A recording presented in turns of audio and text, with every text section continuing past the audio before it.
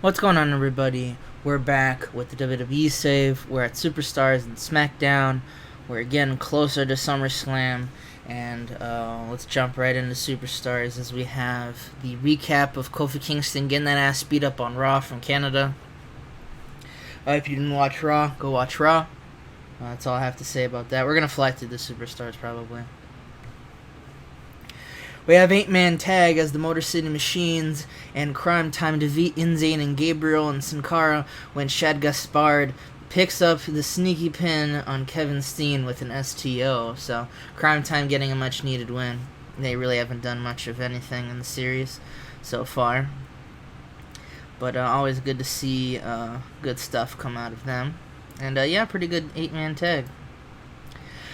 We have a segment in which Trish Stratus is just like walking around. She's probably trying to talk to the Bellows or something.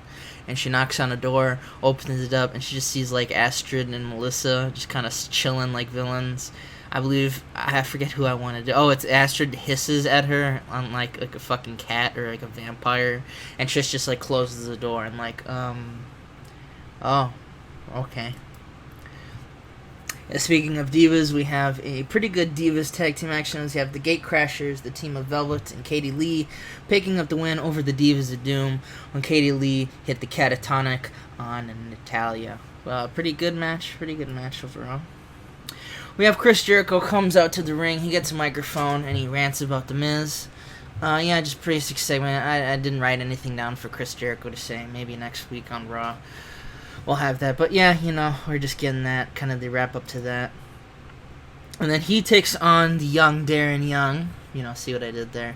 And, Darren Young, he's got that rookie athleticism, but he's no match for the veteran Chris Jericho, as Jericho beats him in 7 minutes 25 with a lion salt. And to end Superstars, we have a segment in which we find out John Cena, per orders of Mr. McMahon apparently, will defend the World Heavyweight Championship against one of his former rivals of Dolph Ziggler. So, looks like Mr. McMahon's trying to get in the head of John Cena. You gotta wonder, is he doing this just to fuck with Cena? Or is he doing this solely because he doesn't want to fight Cena? We'll have to see about that. And I get an 86B+. No specific comments to be made. So, anyway, guys, I'll see you for the conclusion of SmackDown. Hey, guys, welcome back to the SmackDown portion of the show. No dark matches tonight. We're just going to open straight into SmackDown, as we have Sheamus, Alberto Del Rio, and Jack Swagger. They're all in the ring. They have suits on. Sheamus still has his Money in the Bank briefcase, but they're in the ring with a large casket. It's a funeral. Pictures of Kevin Nash are spread across the arena, as the Titantron has the Kevin Nash Memorial, little picture that they usually do. It says July 9th, 1959 to July 18th, 2013. All three men appear to be crying, or at least pretending to be crying. And Sheamus says that tonight, he and his friends are here to celebrate the life and death of Kevin Nash. They were going to invite Kevin Nash's friends, but it turns out he doesn't have any friends. We're not going to talk about Scott Hall or Shane Watman. We're not plugging them, brother. I don't know what Scott Hall's doing in the database. I think X-Pac's working, he might have been working Impact. I could check, but so we're definitely not going to mention them because he has no friends again. But before he can really drive home the joke of the fake funeral, Sting comes out and he looks pissed. Sting says that he being Sheamus, Rio and Swagger, they should all be ashamed of themselves for mocking, a funeral. That's just wrong. And B, for mocking Kevin Nash, as Kevin Nash has accomplished more in his entire career than. And Sting kind of drones off. He seems confused as the camera cuts to the ring. And all three men have turned around. They're staring at the casket. And it's starting to move. It starts to thrash and move about. It's going ape shit, basically. And it doesn't take too long to happen. All three men, Del Rio, Swagger, Sheamus, they all bail. And the cameras catch Swagger. Basically, they just romp the ramp. They're like, we didn't put anything in the coffin. So they're freaking out. We don't see what's in the coffin. Nothing ever breaks out of said coffin. But clearly something weird's going on here in this whole Kevin Nash feud, as you can tell. And then we have a 80B match as the Miami Vices in 9 minutes 53 pick up a massive upset against the former WWE Tag Team Champions, the Motor City Machines, when Roderick Strong is able to get the stronghold after Tyler Breeze came down and distracted Strong. So a big win for Miami Vices and a kind of a humiliating loss for Silly and Shaven, who obviously clearly aren't going to be happy with the Tag Team Champions, the current ones, Second City Selfies, for costing them this match. And then we have a battle of the Madisons. We have Madison Lane versus Madison Eagles as they take to the ring and have a nice little sprint. It only goes about 6 seconds when Madison Lane, the number one contender, the more experienced WWE wrestler, obviously, on the indies it could have been a different story. I believe I've used that line before, but it's just not enough, and Madison Lane hits the raindrop of Madison Eagles to secure the win in 6:40. And Madison Lane grabs a microphone and she starts to talk about AJ Lee. She says, AJ, I'll cut straight to the chase. You don't deserve the title. You don't deserve that Divas Championship. That Divas Championship is mine. My reign was what really put the Divas on the map. It's what put eyes on us. And I'll be the first one to say it wasn't just about wrestling, she winks. You can call this new era yours about wrestling all you want, this idea of moving away from eye candy, but you know for a fact that at WrestleMania, without Natalya, you wouldn't even be standing in this company. This whole idea you've built on, the more wrestling over eye candy, it's built on a sham, it's built on an outright lie. AJ, she had to submit Natalya, she had to pin Natalya. She couldn't beat Madison Lane. And then she ends up by saying, besides, as for eye candy, you'll never be able to beat me in that. So at SummerSlam, and then she gets beat in the back of the head as AJ Lee comes and she just slams the fucking title across her. AJ Lee comes from behind.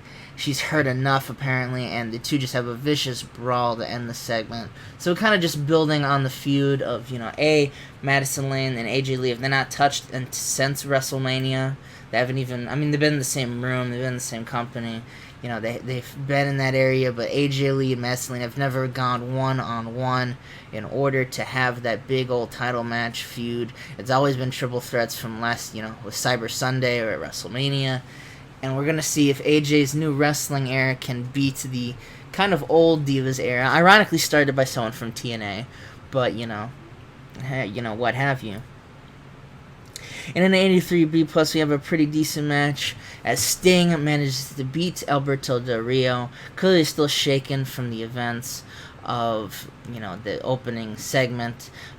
He submits Alberto with the Scorpion Deathlock, and Sting is able to get the big win over Alberto. So, pretty surprising there. And then we have a segment in which Rey Mysterio is called into General Manager Shawn Michaels' office, and Shawn says, look, Rey, last week on SmackDown, you were managed to pin the current Intercontinental Champion, Ryback. So because of that, at the kickoff show, you are going to get a shot at the Intercontinental Championship. And then Ted DiBiase comes knocking on the door, and he says, that he's kind of complaining. He says, he wants another shot at Ryback. He had that shot at Ryback a couple months ago. He doesn't believe it was fair. He doesn't believe he had a good shot. He's the one that should be getting this Intercontinental Championship shot. And Shawn Michaels says, you know what? I'm going to book a match right now. You better be ready. It's going to be Ted DiBiase versus Ryback when we come back from commercial. And if you can beat Ryback, it's non-title, of course, then you get to be inserted into this IC title match for the kickoff, and it'll be a triple threat. So, pretty impressed. Ted DiBiase says, okay, and he walks to the back. And Rey Mysterio's kind of there. He's like, the fans have turned on me at this point because I'm Rey Mysterio, and fans seem to do that. And I've had SummerSlam booked for a while now. Technically I've had the main event of SummerSlam been booked for way before I even started the series, but that's a whole another thing for a whole nother day. But all of SummerSlam has been booked for a while, and I was going to leave the Intercontinental title out, but I figured I would have it, but unfortunately it's got to go for the kickoff show just because there's too much stuff I want to be on the main show. But the kickoff is going to have angles and stuff, not like normal pre-shows. I figured that's how we would do it. And in a pretty good match, Ted DiBiase manages to pick up that win over Ryback with the Dream Street. Perhaps, Ted DiBiase's kind of been in a death spiral ever since the Royal Rumble before the save started. He did win the Intercontinental Championship from Cody Rhodes, but he lost it almost immediately to Daniel Bryan, and ever since then, he's been on that death spiral. So can Ted DiBiase Jr. manage to pick up the win at SummerSlam? It'll be on the kickoff show, but he's going to fight hard. We'll have to see. And we have generic six-man tag as Mark Henry, Frankie Kazarian, and Lord Tensai take on Alexander Rusev and Redragon. It's a pretty short match as it takes Lord Tensai defeating Bobby Fish with the reverse power driver to pick up the win. And we're about to have our main event, but before we do, Dolph Ziggler is shown getting ready for his match against John Cena for the World Heavyweight Championship. All of a sudden, we see Drew McIntyre enter from the side of the frame. This was in the locker room area.